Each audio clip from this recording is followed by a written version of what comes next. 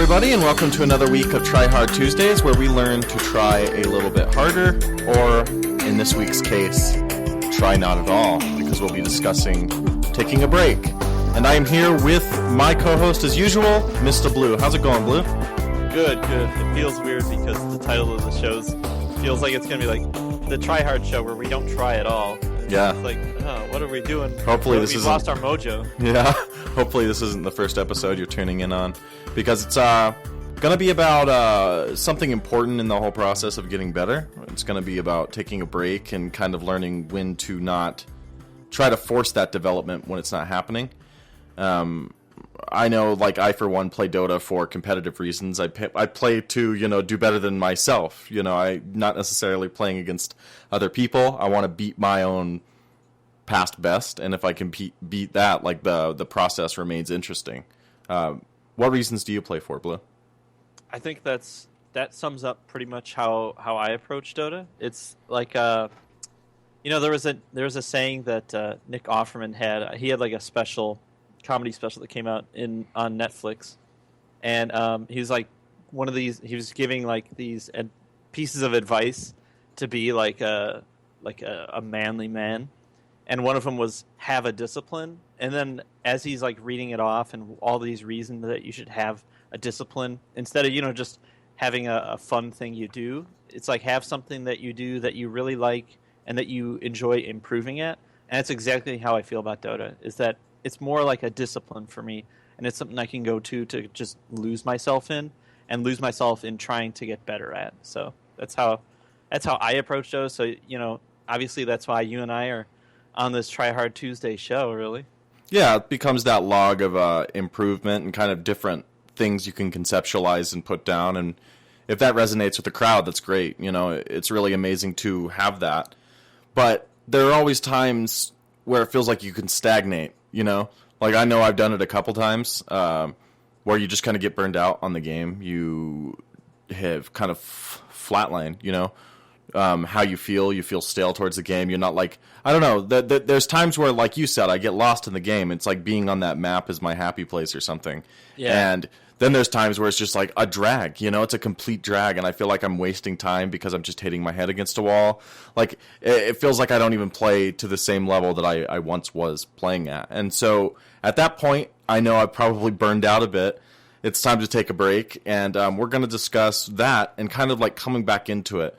Because I just got off a big break, Blue's kind of been on one, and I found coming back, like, bashing my head against the wall, like, in a new meta to boot, a new patch anyway, it has made bad things happen to me. So we'll discuss that a little bit later.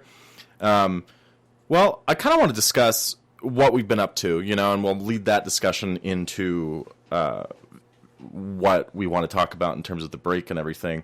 Yeah. We've kind of been working on our own projects within .p, Blue and I. Blue will be on a show with Matt Demers. Is that Demers?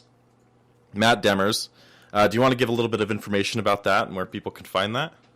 Yeah. So Matt Demers is a guy who used to work at the Score Esports, which is a pretty popular publication for just general news about esports. Especially with Dota, they have a lot of great content. They have a very popular app, and he recently moved away from that organization, and he's really focused on building a sort of diary as far as how his play goes and how he gets better at Dota. So it's actually a very simple URL to find his story. It's betterdota.com, and it really chronicles his rise from going from, just like us, like an average player, and how he learns how to get better, and he talks about it and he articulates it really well. And so we're going to have him on the show very soon, and looking forward to getting his perspective on not just esports, but how to get better as a player. And that will be in its own slot. It won't be on this show. So check that out. That sounds really awesome. It sounds very .p oriented in the organization and just kind of the ethos of the content. So that'll be great to have and great to listen to. As for me, I've been playing lots of Darkest Dungeon on my time off from Dota. I just needed something to kind of like de-stress and take my mind off the game, I guess, in a way.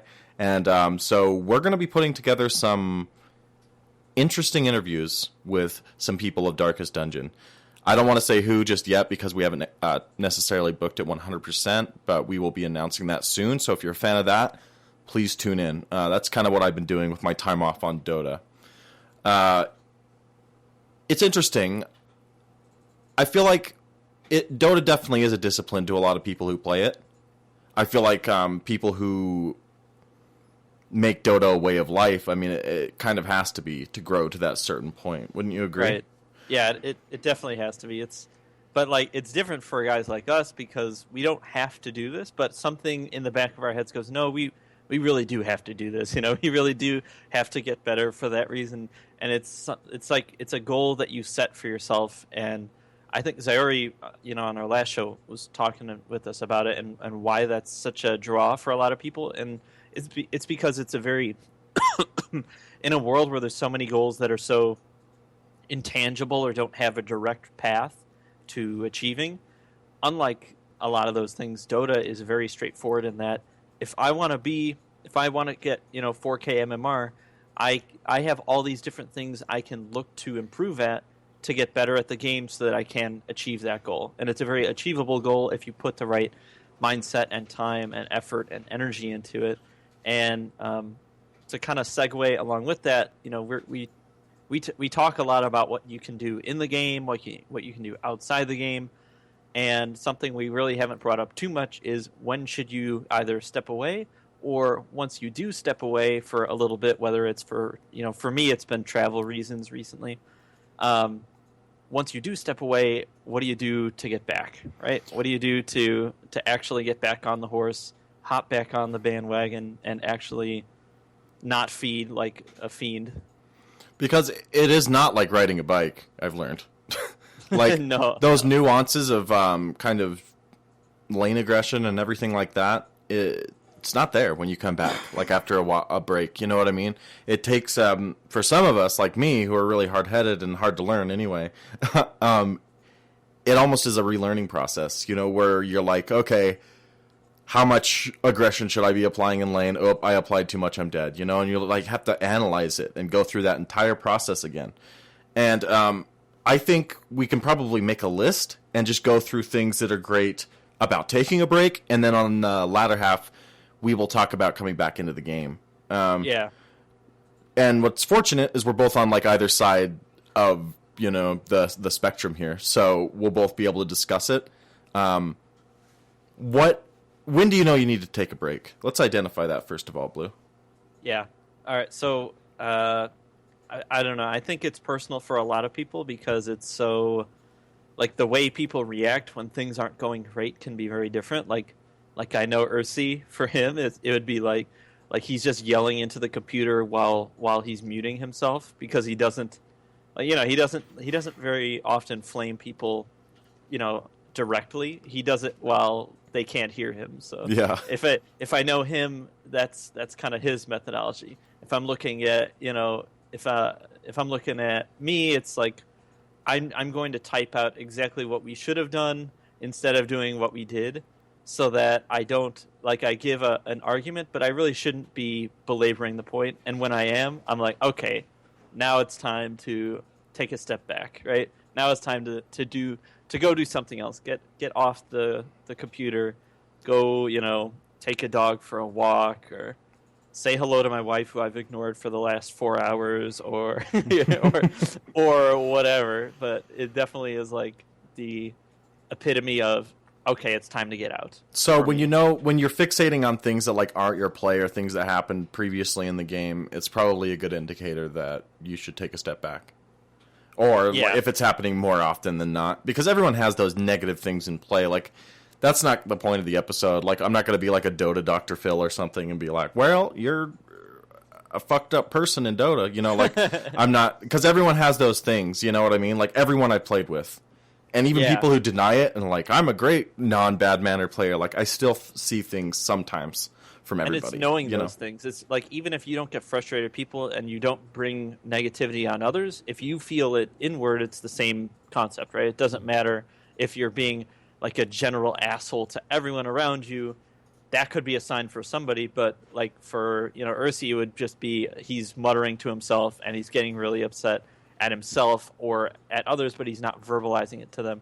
But either way, that's their sign for the different people, right? Yep. So number one, know your triggers and know like when you're stepping over the line, I guess. Like everyone has like little rage moments or salt moments. I don't care who you are, but there's a certain point where you cross the line and you're just being like a generally toxic player and you're not helping anybody. So like that would be my good number one, is like identifying those behaviors and noticing when you overstep. Yeah. Number two, I would say, is when you're not playing, you're just going through the motions.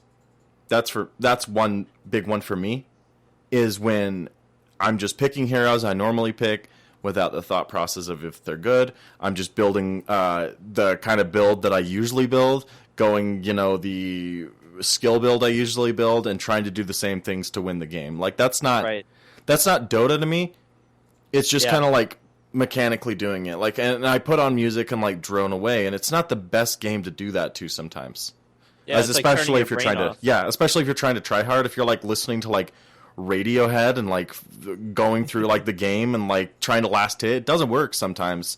Like sometimes it'll relax you and it'll work, but other times, like if you're having an off day or something, you might need to really focus. And so that would be my number two, is that when I realize I'm not like involved in the game from a present in the moment kind of perspective, I know that I probably need to take a little break. Yeah, that's a good point. It's something where it's like if you're treating the game more like an MMO or something, like a single player game where you go into that mode where you're just kind of like doing it to just like, not lose yourself, but you're just kind of half paying attention to it. And if you're going into ranked specifically, then yeah, you shouldn't do that. I mean, if you're going into that in like a normal match, like I get that. People go and they do that. They actually play Dota to like chill out and treat it like that. And yeah, nothing wrong with that. That's fine. But if you're looking to like seriously improve yourself, that's not something you want to be doing in a ranked match or even in an unranked match. If you're looking to get better, you should, look to get better. And that's not really, that's just going on autopilot, really. Man, do you ever see ragers in normal mode sometimes though too? Like Holy I've seen hell, some really bad ragers in normal mode. I've seen some really bad ragers in ranked mode. But that's a good one. What was the next thing, do you think? I think for me, it's just knowing that, like aside from knowing yourself and knowing your triggers, it's also, are you enjoying the game to the level where you normally are enjoying it, right? If you're like making a big play, is that something that's really exciting you? If it's not, I feel like, you know what it is? I feel like we're making like a Dota Viagra commercial. Oh, I was just thinking that. I was like, right? Be careful when using Dota 2. Yeah. It's like, do the things that normally excite you, do they not excite you anymore? If you stay enraged for over 4 hours, please contact your doctor.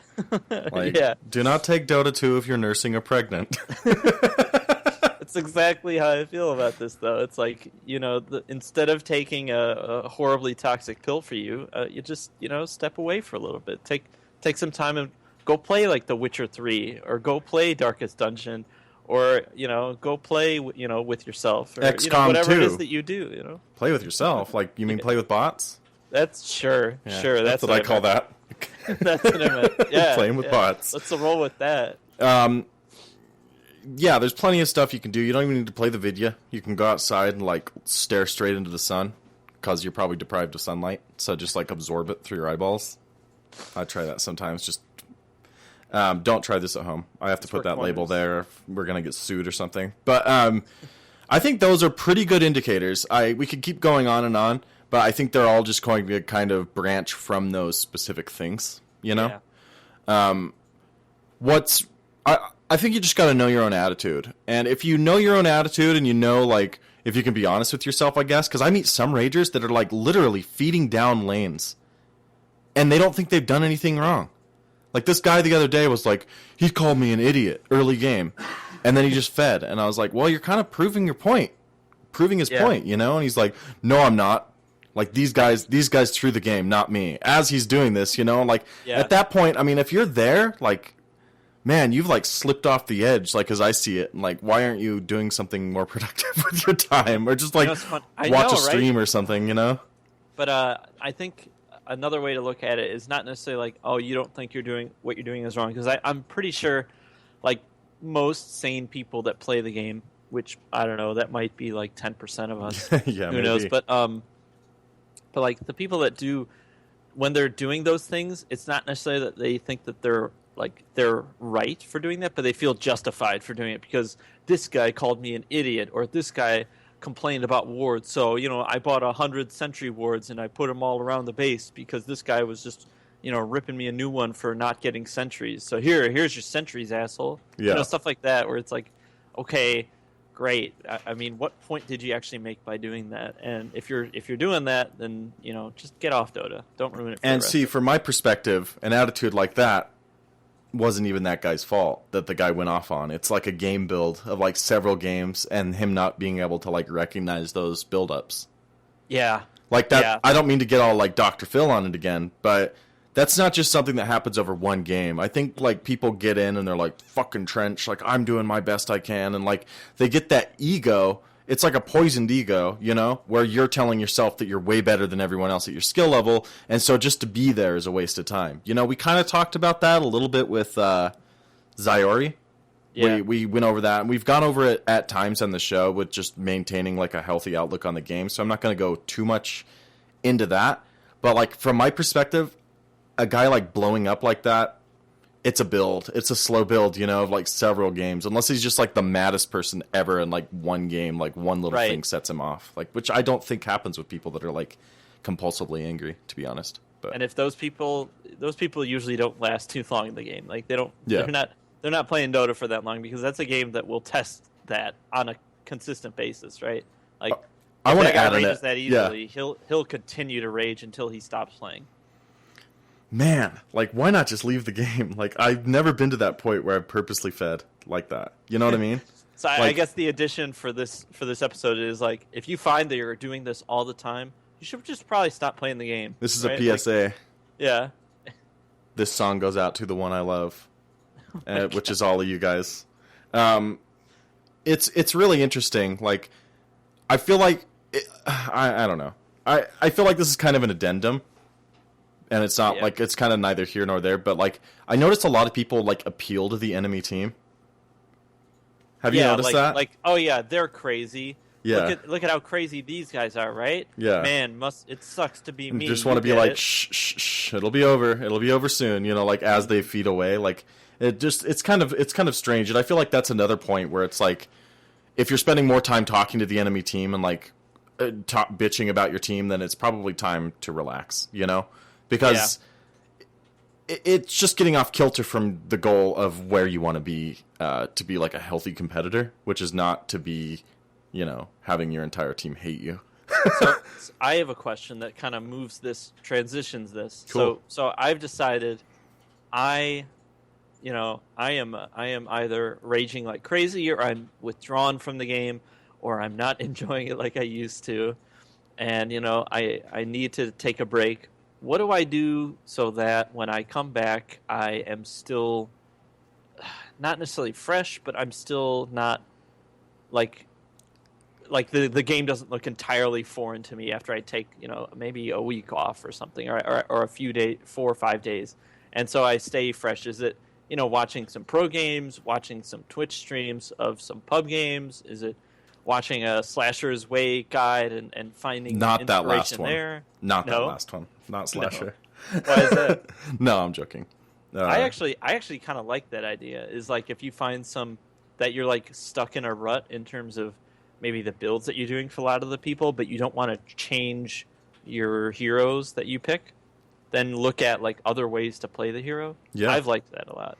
Dota is a game that affords that, and other games don't. Like look at any other game where you might skill a hero or something. Like I guess League is definitely that way too. But I mean, it's a game that your entire improvement relies on yourself. So you got to rediscover, like, now it's going to even sound more like a Viagra commercial, but you got to rediscover that passion. You know what I mean? You really do. And it's a game that's really, everyone at every turn tells you to quit, right? I mean, everyone's been told to quit Dota, like, your shit uninstall or something like that. Mm-hmm. So, like, to rediscover that, it's really wherever you find that passion. Like, I like to rediscover it by, like you said, watching, like, YouTube videos of Let's Plays, and I have my favorite personalities and personalities I don't like, just based upon, like, how they seem to hold themselves, and, like, that's how they drew me in originally, is because of their accessibility or whatever. But also, watching Twitch streams for me is, like, one of the best ways to improve. And just find a good stream, find someone whose personality you can really jive with, you know, and their teaching style kind of helps you, and boom, you know, pretty much free coaching just to tune in. And that helps me really reinvigorate myself towards the game and not take it so seriously, to see someone who's way better than me, like, rationalizing it, you know, like, realizing where I am and where my limitations lie. Yeah. But you mainly just gotta want to improve for your own reasons. Like, MMR be damned, all that, like, and discovering those things you love about the game and new heroes and whatever helped me do that, at least. Yeah, I like that. I think either looking at people who are doing what you do, but only better, is really great. Like, for me personally, as a guy, I don't know, I think it'd be good for us to give some examples. Is like, for me personally, I'm a Admiral Bulldog fiend. I mean, you know that I love the Nature's Prophet. You know I love the Rat Dota. So anytime his stream comes on, I am watching, like, with extreme interest, because whatever he does, like, I know I can learn something from that. Another guy that I've been a huge fan of lately is Kezu. He's a guy who used to play Han, and he recently moved into Dota, I think around, like, September or something like that. And he's a guy who is an off-lane player in particular, which for me appeals to me a lot, but also he's a guy who will answer questions on stream a lot, especially near the end of his stream. And you just learn so much, and it's like free coaching, like you said. It's free coaching. It gets your interest back in the game. So by the time you're ready to go, like, you're super ready with all these different tools that you didn't think about, or things to experiment with. And, like, when you're having more fun by doing those things, you're gonna want to get better, and you're going to be more motivated, and you're going to be more positive. So that's, like, I don't know, it just, and that's all happened in maybe the last week for me, because I've been away. I've been in New York and some other things, so I haven't played in a week. So I'm super excited, because I've been watching these guys play, and, you know, studying them and asking them questions directly just via Twitch chat, and I learn a lot. So that's how I've been approaching it. Yeah, I like that, and that helps me segue into talking about when to do a complete blackout. A lot of these tournaments sometimes are at really bad schedules. Has anyone else noticed that? Have you noticed that? Yeah. Like, yes. Yeah.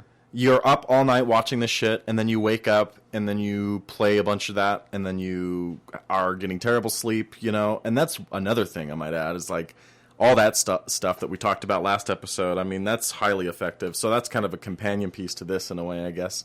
But I think a really, really, really important thing is to sometimes just take a complete break. Maybe not from, like, electronics and all that in general, but just completely black out on Dota content for a week or so. And when you do that, I think you'll realize, like, why you like the game so much, and you can kind of rediscover it as someone who is, you know, a disciple of Dota. If it's a discipline, like you said, you're a disciple of it, I guess. And you can rediscover that over time of just taking a short break, a short blackout. Rediscover your passion. Yeah. Do not take if you're also playing Counter-Strike Go and League of Legends, because the libido too much build rage. Back up. Yeah, too much rage. Don't do anything too try-hardy too. I've noticed, like, if I take some time off and I just, like, let it, like, just don't, like you said, just go play something that I'm not so worried about, like, being dead on, then eventually that'll reset. But it takes me about a week to just reset. And then when I come back in, it's like I need to do that reinitiation process, which is to say, like, watching streams and VODs, because it really does feel like you're rediscovering the game again. Yeah. No, it's so true. I mean, even when you're going back into the game and maybe a couple things have changed, while you've been away, like, you know, the 6.86E patch just came out. Like, Yeah. I'm excited to see what that's going to do for Lone Druid players. You know, how is that going to impact Earth Spirit players? You know, maybe that just might affect me on streams and shit because we don't see a lot of High Earth meta. Spirit pickers. Yeah, Yeah. but we see a lot of Lone Druid. I mean, I see my share of Lone Druid now. It just feels like he's everywhere. The Even though lore he's is pretty not good. that- yeah, Just the lore because is fantastic. he needed that thing that if he got caught out, you could turn someone and just run away. And now he just bare man hobbles off into the forest after he scares you away. Yeah, and to be fair though, it was too good. Like the cooldown for that was too low, and Yeah. I don't know. There's still some things about the hero that I think are just so goddamn good. Like the changes that were made for him, just have such a high impact on the way that he's played that makes me think, I don't know, like he's still one of those heroes that if he needs a lot of farm and a lot of levels, so you can keep him down pretty hard, but I don't know. I feel like we're segueing like completely away from. We're talking about Dota right now, but that's fine. I'm gonna end with it. Like end this aside with Lone Druid works for our own .p proud. So yes. Yeah, check if him it works out. for him, check him out. Yeah, he's also he's put up some YouTube videos on our YouTube channel .ptv1. Yeah. And he's also put some huge numbers on the board. He's like 4,700 or something right now. MMR. Yeah, he's one of the top Lone Druid players. He has been for quite a while now. Like on Dota Buff, he's like top 100 or something, top 150. So go check out Theorycraft Thursdays with that. Maybe they probably already have played some Lone Druid, but maybe they'll be playing some more. But and look to the YouTube channel there because I think he's going to be posting great something. resources there. Great guys over that our sister show, as I call them. But getting back to the topic at hand, which is the big break, starring Vince Vaughn. What else can people do you think to kind of come back into the game? Well, you get rid of that. Yeah. Yeah. You kind of touched on it with as far as like if you're going to stay away from the game, you know, one thing that I do personally, and this isn't for getting back into it, but it's more for like when you're taking that break, is what I often do is just because I have a job and I like work I have a job and I have to go to school, and I have relationships and things I have to take care of too. So what I often am doing is sacrificing sleep for Dota. So just getting that extra bit of sleep, like it makes a difference. And when you start playing again, you just feel way more energized and way more ready. And that kind of touches on what we were talking about, last week is, what does Zyori do before he does a cast? He gets a little nap in, right? What could you do before you play, you get back into playing? Just get some more rest. Just take a load off, because often stressors are just based on whatever your bodily reaction is. So if you haven't gotten a lot of sleep and some guy is feeding mid lane, then there's a good chance you're going to do something about it that isn't positive for the game. I just like to make jokes, like when they're feeding. Like I see that as my perfect opportunity to try my stand-up routine when someone's feeding mid. How does that go? Not good. Because it turns out like they're already salty. It's actually a really bad idea.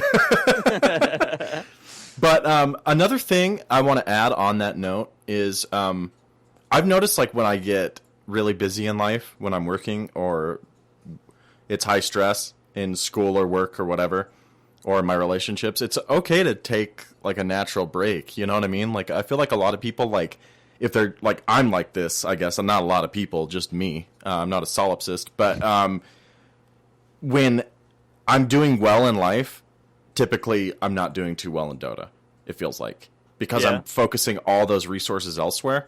But when I'm like not doing anything else in life, that's when I like have my most time to devote to Dota. And then I see my MMR go up. And being able to recognize that it's okay to like, okay, it'll drop now. Like I'm busy doing other stuff. That doesn't mean I'm like a worthless Dota player. It just means that I have other stuff going on. Because it's such a community where it's like kind of like a dick measuring contest when it comes to your MMR number. And so like to realize that you're doing other stuff in life and that number's going to drop because, maybe I am only a mid 3K player, but that's when I'm putting my most into it and when I'm like, I'm average when I'm not. You know what I mean? So being able to recognize that and recognize those limitations and recognize those sacrifices is fine. You know, it's fine to still study the game and not be the best you've ever been every time you've ever played it. I think there's some humility there in being able to get back on the horse and just be like, well, I might be where I was a year ago because all this real life stuff got in the way of my play, but I'll have time to climb the mountain again, and I will. Yeah, it's a good approach to have, like, just when you play in general, is like, you know, what kind of time can you put into this? If you're like 17 or something and you don't have too much going on, or you're on a winter break or, you know, something like that, then yeah, go crazy. Try to get better. Study up. You know, watch all the Slasher's Ways. Watch another guy watches Guru Pathic. You know, watch all those guys that do these really good lessons about the game and get better. And if it isn't working, it's okay to be, you know, upset about that, but keep it in a perspective. Is that, like, maybe I am this player. Maybe I am, like, you know, if you hit a ceiling, it's okay to let it go for a little bit, because otherwise you're forcing it, right? Otherwise you might lose some MMR where you shouldn't, because you think you're a better player than all the people around you. Yeah. And that is the least healthy approach you can have going into that game. Yep, and that loops back on the point before perfectly, you know, like, just when you get that off-kilter mindset about the game, it's just really hard to make friends, make teammates, make plays. You know, it's hard to do all those things because you are putting yourself on a completely different level than the people you're trying to communicate with. People don't like to be talked down to. There's already, like, that cultural barrier, I've noticed, you know, like, with some different cultures, it's like, if you order them around, they're not cool with that. You know what I mean? Mm-hmm. And some Americans are not cool with that, or Canadians or whatever, but some are, you know, like, it's just a difference in people. And, like, I feel like you have hold on, are you calling the Canadians rebellious? No. There are some mean Canadians, though. Like, I've discovered them in Dota. You've discovered, if ever there were a place to find a mean, you know, Canadian. Well, I started out, like, kind of saying that there's that cultural barrier, because I've noticed sometimes it's really hard to, like, give orders with the chat wheel, and maybe orders is the wrong term, and so I kind of tongue-tied myself, because I started to think of all the different, there's rude people everywhere, you know. I've even met really rude Canadians that are just, like, trolls, but calling out things. If you're baiting that, you know what I mean, baiting that engagement, baiting that fight, then it's probably not a good thing, you know. And so, like, to have that's the point I'm going to make with anybody, you know. If someone's raging at you or whatever, and they're in that mode, and your intention is to immediately jump on that, then you probably need a break. You know, like, I guess that's what I'll leave it at. What else were you saying, Blue? You know, what else I was thinking about is stuff that also helps you kind of get back into your groove. So once you've made that decision and you've gotten your rest and you've done all these things, is like, it is so tempting to have watched all these different ideas and checked out these Twitch streams or VODs and like go into something completely different. So maybe like an entirely different hero that you haven't played. And if you're doing that for fun, that's awesome. But if you're doing that in, like, a ranked mode immediately, probably not the best. And that sounds like obvious advice, but I mean, I've been finding a lot of people have been, like, immediately transitioning into flavor of the month kind of heroes. So I've been seeing a lot of people picking, you know, like Death Prophet, or like hopping on the Earth Spirit bandwagon, or the Lone Druid, you know, or the Lone Druid. And it's some people let that decide, like the MMR kind of, or not MMR, I guess, like the competitive hero of the week is their hero. You know, that's how they distinguish the new thing they're learning. And it works, you know. I guess that's how you get better. Is like, if there's a hero that's over, like Invoker. I really wish I played Invoker right now. You know what I mean? That kind of thing. Yeah, but on the flip side of that is, you know, you're still learning the hero, so you probably don't want to still be learning the hero as you just got back into Dota, and you're playing ranked mode. Like, that's probably not the best idea. Right. Go to someone that's like a nice, like, ooh, who's my comfort hero that I always have fun playing? It doesn't have to be your, like, you know, easiest win hero, the hero that you know, maybe you don't enjoy playing the most, but you have the highest win rate on. It doesn't have to be that guy, but it has to be a guy you, A, enjoy playing, and B, have had a lot of success with and have a lot of comfort with. That leads me into my next point.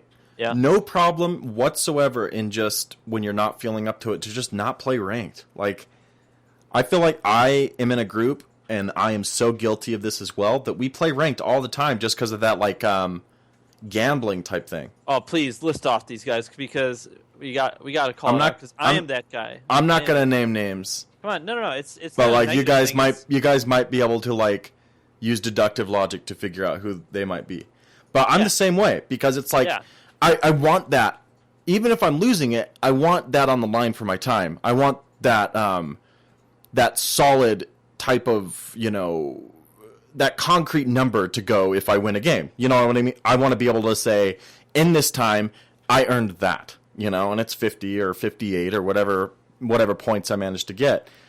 But what you don't see is when you're trying to force that and your mindset's already a little whack, you try to force it and you just lose, you know, because you're not in your right mindset. You're not trying to do it for the right reasons. You're probably not even thinking about strategy. You're just looking towards that number. And so it's typically better when you're in a bad mindset or not your best mindset to just go play normal, go play spin TD, go play, you know, anything else. Coliseum. Exactly. But being able to recognize that mindset when you lose games, I think is probably as important to building your MMR as winning games in ways. You know, like being able to identify when you should be playing on ranked and not. Yeah. Who's like your like hero where you are, you know, you've been losing and you just want to get back in your groove. Maybe you took a step away. Do you have like any of those like go-to guys that just like, okay, I feel like having some fun and winning some games? Used to be Lycan, but now every time like his wolves don't crit, and I just start sobbing. He's like a neutered puppy, dude. Who is it now then? I don't know, man. I'm like a man without a country. Really? You don't like the cripple though? That's pretty good, I guess. That's pretty damn good. Yeah, it is good. It's not as bad as I make it sound but like he can't dive like he once could, you know, which you know best of all. Like I did ridiculous shit. Like with I guess that's fair. Not like good ridiculous shit by any means, but like I just used to play him really aggressively, and sometimes it would pay off, and sometimes it wouldn't. At my individual solo MMR, it paid off more often than not because he could just split push the hell out of things. But he's more of a dedicated hero now, so it's harder to like do multiple objectives and just win the game based upon that alone. You know what I mean? Yeah. Like I can't just jungle and then go into Roche and then jungle and then go take a tower and then jungle and then go to another lane and take a tower and win the game. Yeah, exactly. Solo. Like without playing, like PvE just Dota. Exactly. He's not. He's a niche pick now more than he like. Not more than he's ever been, because I feel like he's a little more relevant now, but he's still a niche pick.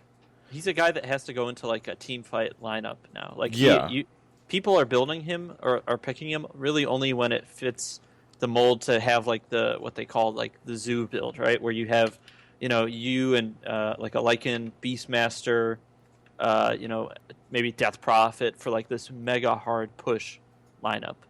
You know, or a Chen. He's not even really built the same way anymore. It feels like I don't know.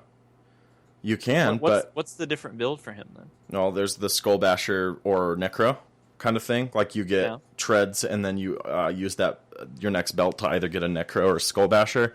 But even before then, you can grab BKB. You know what I mean? Yeah. Type of thing, and then you can build into AC or whatever. But I love AC. I'm seeing more like fighting builds and stuff. Deso is good, I guess, on him. But I don't know. I don't play him that much. Now that I can answer your question though. I think Jug is that pick for me now. Is your boy? Yeah. How come? I win a lot with him. Spin? Yeah, and all of his itemization, all the different builds he can go it's really good at like average level of play. Yeah. Because you can pick him. Boom, Blade Fury's good against just about anything. If you just have a moderately good support in lane, like by moderate, I mean like moderately strong. Yeah. Then you can just build something that, like, if you need a Flash Farm, you get the Battle Fury. If you need whatever else, you get the Vlads, you get the Deso if you need it, you get the Ags, you know, and like you can build a fighting build that still relies on Ags too, which is great about him. I love the hero. Yeah, and he's a guy who really, like, a lot of times he doesn't even need lifesteal unless it just works with the lineup, or he really needs to be in these like right click wars. But like the healing ward is so good if you're able to micro it, right? Like the percentage based max health, it just gives you so much sustain. And I don't know, I like that hero a lot. He's been pretty damn popular in pubs and pros. He's like the third most picked hero in Dota right now. He's just really good, is why. Like, yeah. He's an old hero that can keep up in right click, that has healing, and I don't know. He's just really good. He's like a lot of different things at once, you know. I got to tell you, I know we're just getting off topic now because I feel like we've covered a lot of what we wanted to talk about. Oh, this is like our introduction. Like we're going into the game. You know, the sun is rising. Yeah, we're going back exactly. into the game now. So back into the game is like, I think your boys are there. I think you've got your Sven, right? Sven's been pretty popular. You got, and Void is totally different. I don't know. Have you played Void since they've reworked him? I have not, but I played a Sven game last night that made me want to do a gainer off of a skyscraper. Ooh. Like, it was not a fun game. No? Why? Me and Cyphus were just really tired, and I wanted redemption. It's the gambling, man. You wanted redemption. Like, we lost a game, and then we went for redemption and lost another game. Oh. Yeah, it was with Sven, but... And then you had to call it? Yeah. That's the worst. That's the worst. When you think you're going to get that redemption game. So that would be like sub-point C, is don't do that. Don't try to gamble. Like, if you're on a losing streak, just walk away from the table. House always wins. Don't try to, just like we talked about, like in our end of year thing, is I think one of the things that I've tried to learn and still continue to struggle with, but it's definitely something I've identified, is don't try to do like the makeup play. I remember that was something for me that was a big deal. Was like, if you fuck up one time, don't try to go for an extra risky play the next time to make up for that fuck up. Yeah, exactly. And this is just like the macro version of that. It's like if you lose a game and you're like feel like your like resolution was just shook, then don't jump into another game right off the bat and like, I'm gonna make it up and it's gonna be a way better team and I'm gonna get 50 points, and then after that, same thing, 50 points. Yeah, 100 more times. There's like a 10% chance of that game actually going well. Exactly. So it's like, figure it out. But I think we've covered a lot of what we want to. I know this is like just when you think we can't get least, like we did some non-tryhardy episodes. I know we had Roland and Cyphus on with me, and we discussed some stuff that was not quite to the, format of the show. But this has been like the least formatted of any tryhard episode. It's just kind of like, let's talk about taking a break, because I mean we're both there. So tweet how much you hate us on Twitter. Oh my god. Yep. Tweet at .p_wazoo. Is it .p_ right? Yep. Yeah. .p_wazoo. I have a hate mail account without the underscore, though. Divert all hate mail here.